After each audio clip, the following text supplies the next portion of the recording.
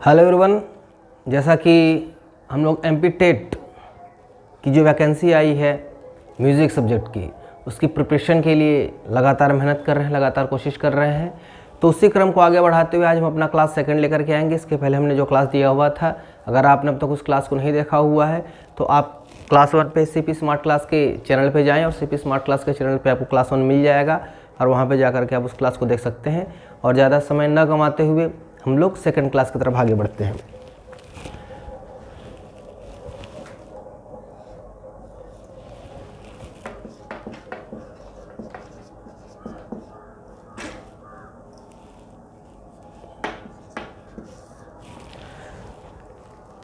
तो पिछले क्लास में हमने जो कुछ लिया उसके आगे जो हमारा बच रहा था वो हमारी हेडिंग थी ध्वनि। ध्वनि के बारे में आज हमको जानना था कि ध्वनि होता क्या है। तो ध्वनि के बारे में जैसा कि आप लोग भी अपना एक आइडिया लगा रहे होंगे, देख रहे हैं, और अगर अपने आपसे आप पूछेंगे ध्वनि क्या है, तो ध्वनि का सेंस ये है कि वह साउंड जो हमारे कान सुन पाते हैं, स्पष्टता के साथ जो कान हमारे सुन पाते हैं, वह ध्वनि होती है। एक्चुअली हमारे कानों के सुनने की जो क्षमता होती है वो 20 हर्ट्ज से लेकर के 20,000 हर्ट्ज तक होती है। और ये जो ध्वनि होती है, यह ध्वनि भी दो प्रकार की होती है। एक ध्वनि आप कह सकते हैं जो कि हम सुनते हैं तो हमें थोड़ा रिलैक्स मिलता है कि बड़ा अच्छा लग रहा है, और जो दूसरी ध्वनि होती है उसको शोर का नाम आप दे सकते हैं। जैसे कि पहले को आप एक मीठी ध्वनि कह सकते हैं, दूसरे को आप कोलाहल कह सकते हैं, शोर कह सकते हैं। तो इस प्रकार जो ध्वनि है वह भी दो प्रकार की होती है। और हमारे म्यूजिक सब्जेक्ट में जो कोलाहल है, जो शोर है, उसका कोई यूटिलाइजेशन नहीं है। जो नॉन म्यूजिकल साउंड है, उस नॉन म्यूजिकल साउंड का हमारा कोई उपयोग नहीं है। हमको जो काम लेना है वो म्यूजिकल साउंड से लेना है। और जो म्यूजिकल साउंड होता है, या फिर आप ये कह सकते हैं कि वह ध्वनि जो सुनने में कर्णप्रिय हो, वह ध्वनि जो सुनने में वह ध्वनि जो सुनने में कर्णप्रिय हो, उसे नाद कहते हैं। उसे नाद की संज्ञा दी जाती है। हमारे संगीत का एक प्राचीनतम नाम नाद भी है, नाद शास्त्र भी इसको कहते हैं। तो कभी कभी ये भी पूछ दिया जाता है कि संगीत का दूसरा नाम क्या है, तो नाद शास्त्र भी इसको कहा जाता है। यह नाद यहीं से लिया गया है। नाद का आशय ही यह होता है कि वह ध्वनि जो सुनने में कर्णप्रिय हो, कानों को सुनने में अच्छा लगे, वह नाद की श्रेणी में आएगा। तो ध्वनि में आप कह सकते हैं कि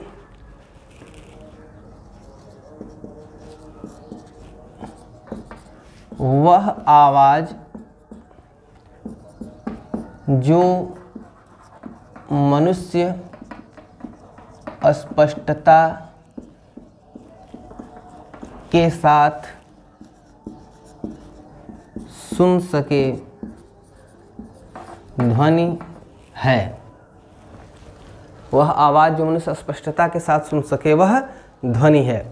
यह दो प्रकार की होती है। आप पहला कह सकते हैं म्यूजिकल,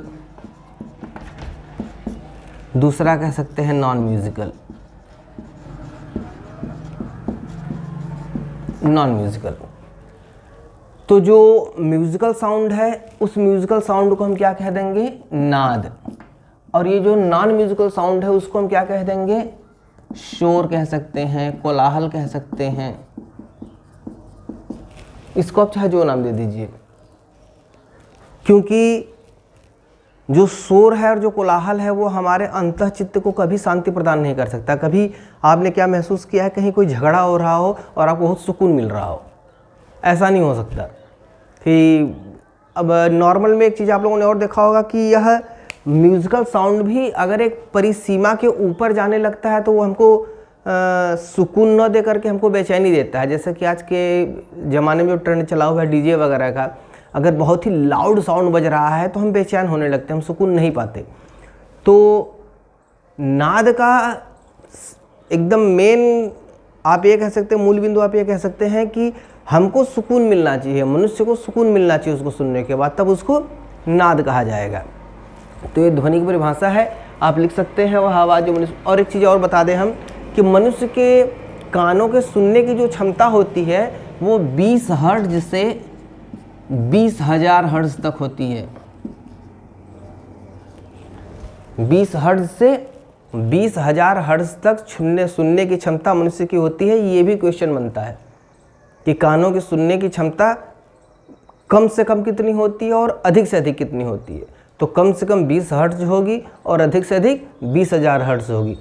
20 हर्ट्ज से कम की साउंड हम नहीं सुन सकते, कहीं कहीं 16 में भी आपको लिखा हुआ मिलेगा, लेकिन 20 मेन मानक है। 20 हर्ट्ज से कम का साउंड हम नहीं सुन पाएंगे और 20,000 हर्ट्ज से ऊपर का साउंड भी हम नहीं सुन पाएंगे। तो इस चीज़ को भी, इससे भी क्वेश्चन बन रहा है, इस चीज़ को भी आप नोट आउट कर लीजिएगा अपने नोट्स में। हमारा अगला टॉपिक आता है नाद। अब हम एंट्री कर रहे हैं म्यूज़िक में, 1 बाय 1 स्टेप से हम चलेंगे।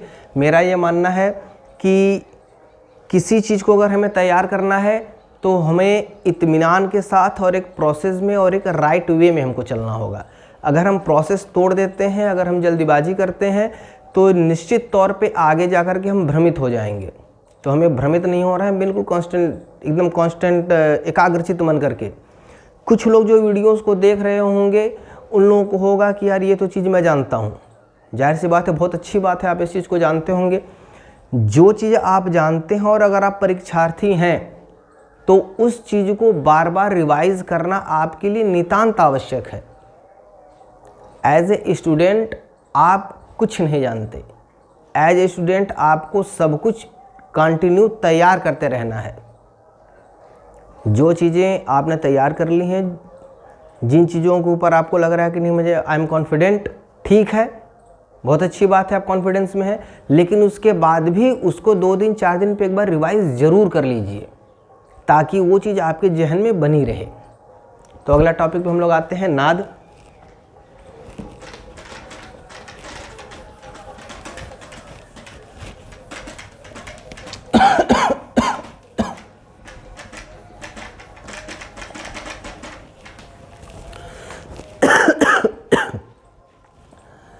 नाद के बारे में आपको कुछ बताऊं उसके पहले मैं आपसे ये बता देना चाहता हूं कि जो भी लोग MP टेट की तैयारी कर रहे हैं वो CP स्मार्ट क्लासेस स्टार्ट हो चुके हैं।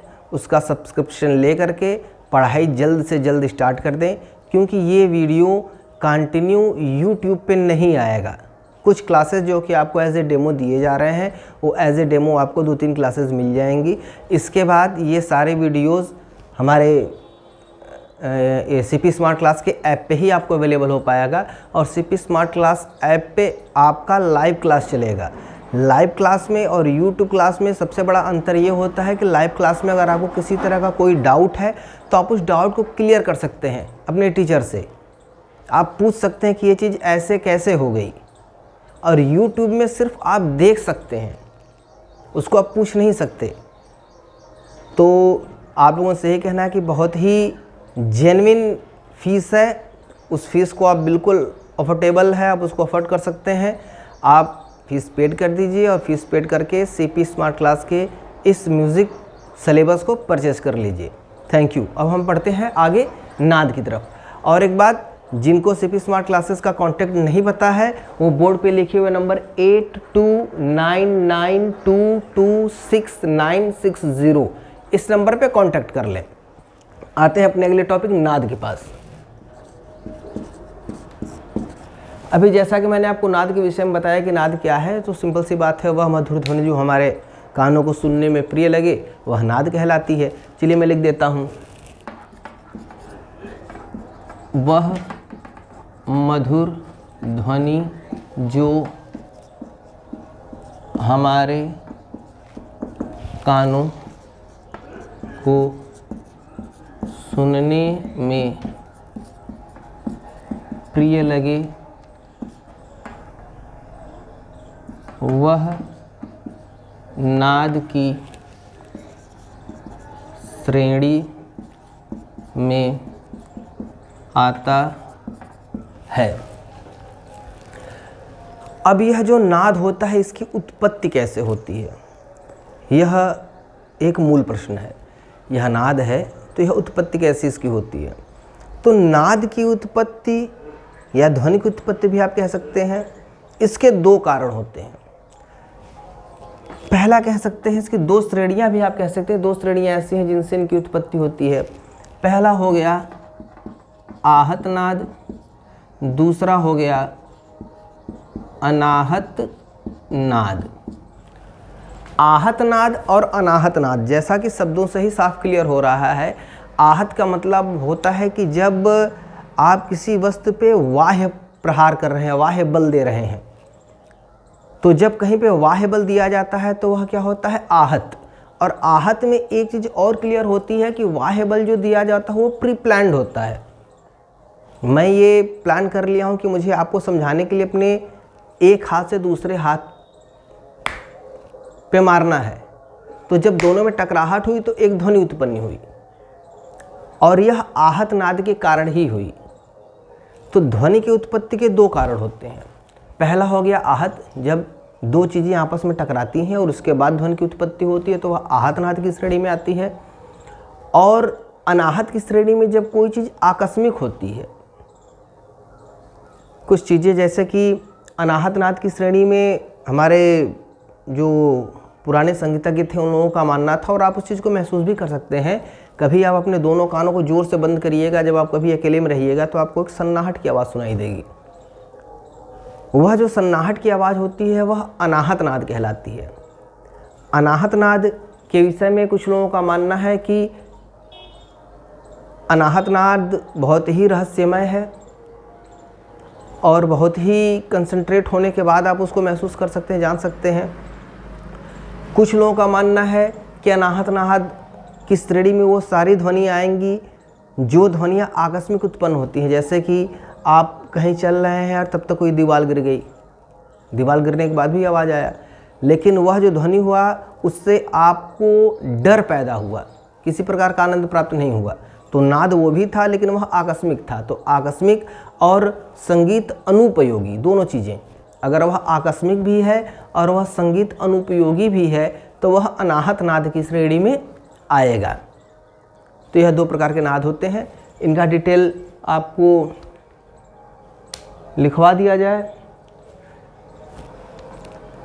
अगर आप लोगों को इसका डिटेल चाहिए होगा तो आप कमेंट कर दीजिएगा, इसका डिटेल मैं अगले वीडियो में लिखवा दूंगा, क्योंकि सिलेबस लंबा है और हमको उसको कंप्लीट भी करना है। अगले टॉपिक पे हम आते हैं नाद के गुण। नाद के कितने गुण होते हैं? तो नाद के जो गुण होते हैं,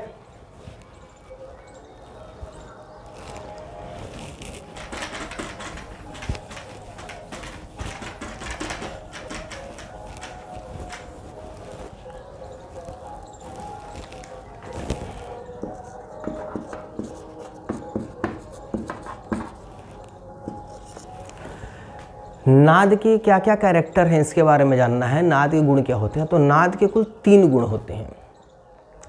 नाद के 3 गुण होते हैं।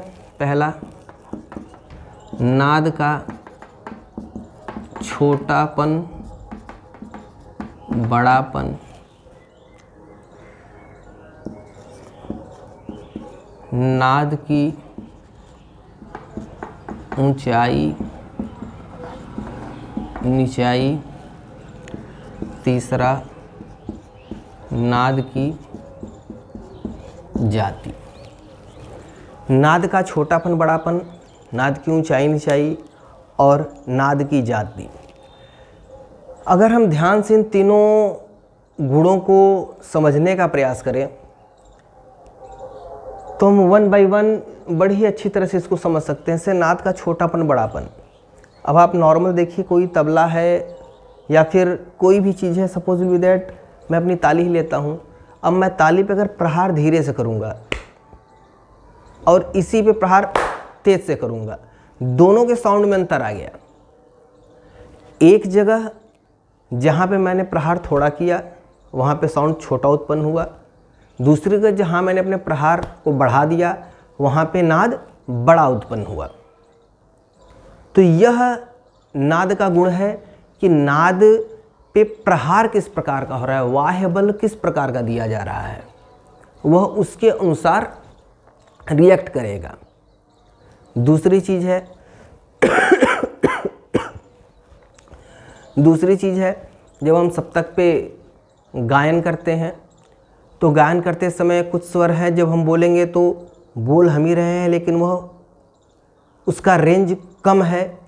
कुछ स्वर हैं उसका रेंज ज़्यादा है, जैसे सप्तक में जब हम अप डाउन करते हैं तो जब सप्तक में हम अप डाउन करते हैं तो वहाँ हमको ऊंचापन और नीचापन साफ दिखाई देता है, ऐसा ही होता है। लेकिन तार सप्तक में जब सा बोलेंगे तो वो अपने ऊंचे शिखर पे रहेगा, लेकिन मंद सप्तक के सामने आएंगे तो वह अपने निचले स्तर पे रहेगा। ये चीज़ें हो गई।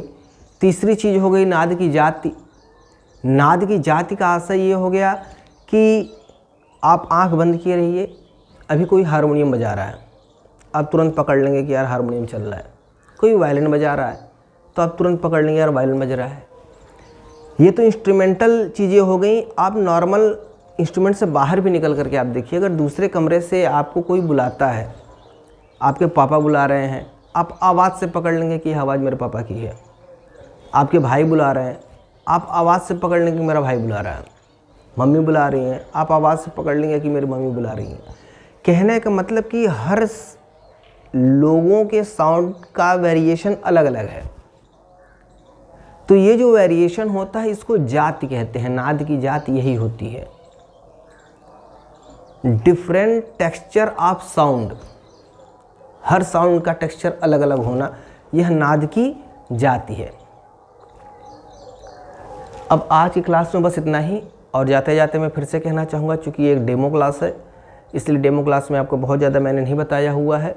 सिर्फ आपको इन्फॉर्म हमको करना है कि परीक्षाओं की तैयारी में बच्चे लग चुके हैं। आप बिल्कुल देर ना करें।